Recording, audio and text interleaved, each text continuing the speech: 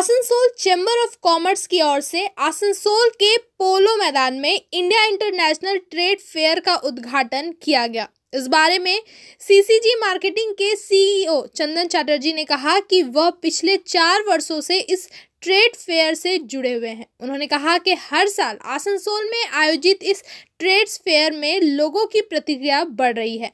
उन्होंने कहा कि इस साल 6 देश और 16 राज्यों से व्यापारियों ने स्टॉल्स लगाए हैं। उन्होंने बताया कि इस बार के ट्रेड फेयर में Bangladesh, Thailand, Dubai, Afghanistan, Malaysia, Singapore से भी लोगों ने आकर स्टॉल लगाया है। उन्होंने कहा कि ट्रेड फेयर का मकसद सिर्फ व्यापार करना नहीं है, व्यापार को बढ़ाना भी ट्रेड फेयर का मकसद है। नए नए आइडिया का आदान प्रदान भी ट्रेड फेयर का मकसद है। उन्होंने कहा कि अगर इस ट्रेड फेयर में किसी व्यापारी ने अपना स्टॉल लगाया और यहां आसनसोल में उसका अपना चैनल पार्टनर खुल गया तो वह उत्पाद आसनसोल में पूरे साल उपलब्ध रहेगी। ट्रेड फेयर का मकसद यही होता है। उन्होंने कहा कि उस स्थान के मार्केट को बढ़ाना किसी भी ट्रेड फेयर का मकसद होता है। वहीं इस कार्यक्रम में मुख्य अतिथि के रूप में उपस्थित मलय घटक ने कहा कि इस तरह के ट्रेड फेयर के आयोजन से शिल्पांचल में व्यापार को काफी बढ़ावा मिलेगा। उन्होंने कहा कि जब से मुख्यमंत्री ममता बनर्जी ने राज्य की बागडोर संभाली है तब से हर क्षेत्र के साथ साथ व्यापार में भी वृद्धि हो रही है। उन्होंने कहा कि एक समय आसनसोल में कई सारे उद्योग थे, लेकिन 2011 से पहले आसनसोल के औद्योगिक क्षेत्र में काफी मंदी आई थी। आसनसोल इलाके में जो बड़े बड़े कारखाने थे, चाहे वह साइकिल फैक्ट्री हो या ग्लास फैक्ट्री, बंद पड़ गए थे, जिस वजह से आसनसोल में युवाओं को रोजगार मिलने में असुविधा हो रही थी। लेकिन मुख्यमंत्री ममता बनर्जी के प्रयासों से एक बार फिर आसनसोल में उद्योग के क्षेत्र में वृद्धि हो रही है और इस तरह के ट्रेड फेयर उस वृद्धि में सहायक सिद्ध होंगे। माई service team repair service, online service booking, air conditioner, refrigerator, washing machine, geyser, induction cooktop, microwave, electrician, plumber and all type of home equipment service repairs at doorstep.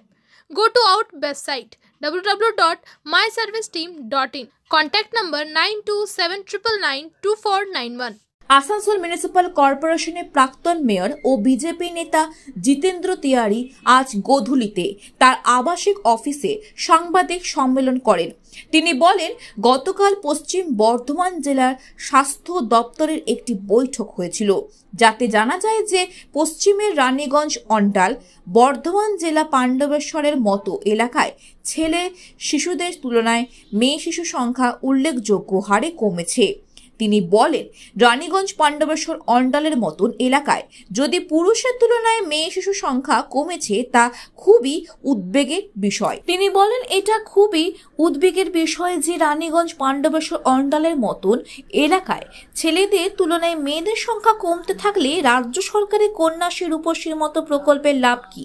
তিনি বলেছিলেন যে 2015 সালে প্রধানমন্ত্রী নরেন্দ্র মোদী বেটি বাঁচাও বেটি চালু করেছিলেন। পড়াও প্রকল্প শুরু হয়েছিল, কিন্তু শুধুমাত্র কেন্দ্রীয় সরকারের বিরোধিতা করার জন্য। এর ফলে পশ্চিমবঙ্গে তা বাস্তবায়িত হয়নি, যার ফল আজ এমন ফলাফল তারা অবিলম্বে বেটি বাঁচাও বেটি পড়াও শুরু করেছে। কিন্তু যেটা আমরা দেখলাম যে সারা দেশে বেটি বাঁচাও বেটি পড়াও ইমপ্লিমেন্ট করা হলো, পশ্চিমবঙ্গে কোন একটাও পোস্টার আপনি পাবেন না পশ্চিমবঙ্গ সরকার এটা করুক। এবং তার যে ব্যাড ইফেক্ট যেটা আমরা ফিল করলাম, যে গতকাল হেলথ ডিপার্টমেন্টের মিটিং হয়েছে পশ্চিম বর্ধমান জেলায়, এবং সেখানে যে ডাটা উঠে এসছে যে আমাদের এই আসানসোলের রানীগঞ্জ শহরে কন্যা সন্তানদের জন্মের হার পুরুষের তুলনায় হরিয়ানার চেয়েও কমে গেছে, মানে ভারতবর্ষের সবচেয়ে কম জায়গায় পৌঁছে গেছে রানীগঞ্জ, পাণ্ডবেশ্বর এবং অন্ডাল।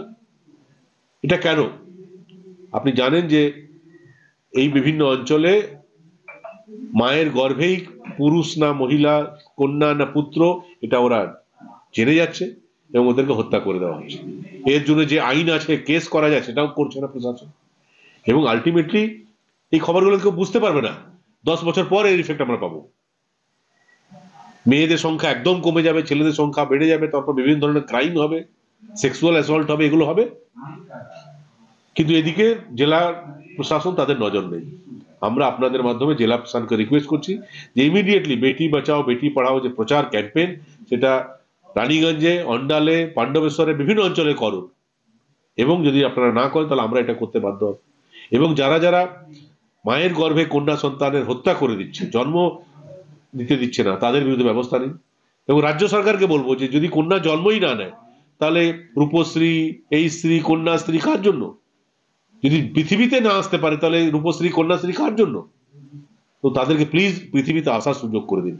এবং এটা আমাদের কাছে লজ্জার যে আমাদের আসানসোল একটা শহর রানীগঞ্জ, সেটা ভারতবর্ষের মধ্যে সবচেয়ে কন্যা সন্তানের হার সবচেয়ে হরিয়ানার চেয়েও কমে গেছে। এটা আমাদের কাছে লজ্জার জিনিস। এটা আপনাদের মাধ্যমে প্রশাসনকে আমরা জানাবার জন্য আজকে প্রেস মিট ডেকেছি।